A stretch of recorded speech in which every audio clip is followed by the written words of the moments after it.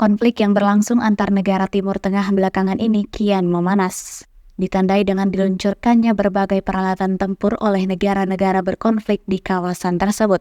Baru-baru ini sebuah rekaman yang beredar di media sosial Telegram pada Rabu 17 Januari 2024 menjadi perbincangan hangat warganet. Bagaimana tidak, dalam video tersebut Iran kembali memperlihatkan seperti apa ketangguhan dan kesiapan alat tempur mereka dalam membasmi semua lawan yang berseteru dengan Iran.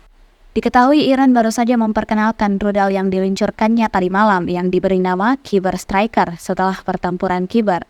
Tampak dalam rekaman penampakan dari rudal terbaru Iran yang membuat negara lain ketar-ketir. Nasser Kanani, juru bicara Kementerian Luar Negeri Iran, menyatakan Republik Islam Iran selalu mendukung perdamaian, stabilitas, dan keamanan di wilayah tersebut dan mematuhi kepatuhan terhadap kedaulatan dan integritas teritorial negara. Namun, secara bersamaan menggunakan hak sah dan hukumnya untuk menangani sumber yang mengancam keamanan dan pertahanan nasional dengan pencegahan dan tanpa ragu-ragu untuk melindungi keselamatan warganya dan menghukum penjahat.